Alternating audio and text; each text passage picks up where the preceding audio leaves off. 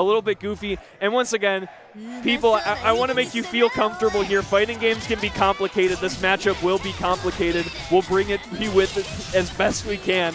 But there's going to be a lot of items, a lot of shenanigans going on between these two. Yeah, I would say, though, the items generally aren't as important when it comes to this character, right? Like, you can throw in a little bit of disruption here and there with her items, but overall, that's not really her main game plan. And instead, what she's trying to do here is we're trying to set up Coffin. We have like very big moves as well to try and keep them at bay for just a little bit. And you have a lot of screen control in terms of also the far-reaching Coffin as well. But once you have them in the corner, then these items start to become a little bit more relevant with the usage of the Poison Flask and also the bomb that we see up there on the screen as well. Yeah, she gets those items much more in the corner, like you were saying. And that, yeah, I mean, all of them are pretty useful. But the poison and the bomb are going to be the big ones. And she also has like a mini Faust kind of thing with the rabbit, where even if you hit her, it doesn't go away, which can be really threatening. Yeah.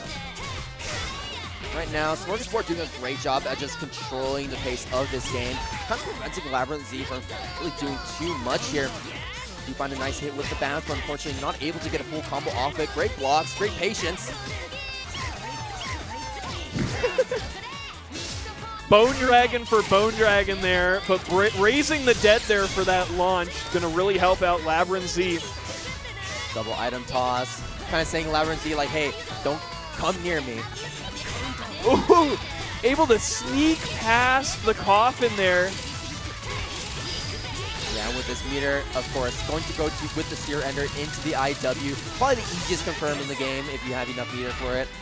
Just keep it simple, keep it easy. And smorgasbor going to be taking the first point as we put that point on the board.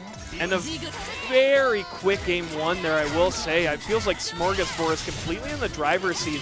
But LabyrinthZ with a really good Bone Dragon summon there is going to help them out a lot.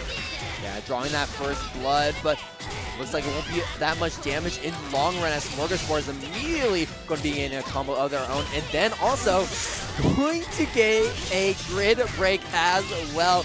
You know, if things weren't already looking bad for LabyrinthZ, things are going to start to look a lot worse. I feel like that has to happen at least one time against Izuki. The double overhead just gets people, grid breaks them all the time. And that 10% additional damage from a grid broken target really making it so that smorgasbor is just winning these rounds so quickly.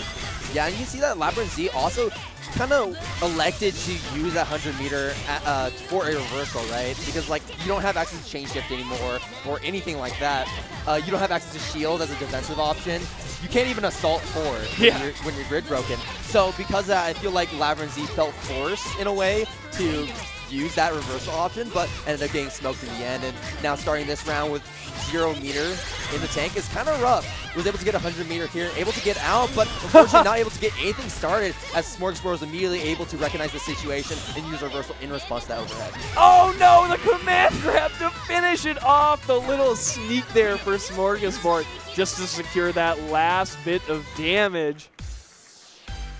Looking very confident in the Izuki mirror. You don't see a command grab you don't see a command grab very often when it comes to Izuki. So yeah, ending it like that, you can definitely feel that smorgasbor was feeling himself. It really is kind of like the last option that you represent there, just because it's kind of the only one that can be like dealt with. So many of the other ones are like frame trapping you or like stopping you from moving. Yeah. So once you start respecting that is really when Izuki will start trying to hit you with it. And which, you know, kind of makes it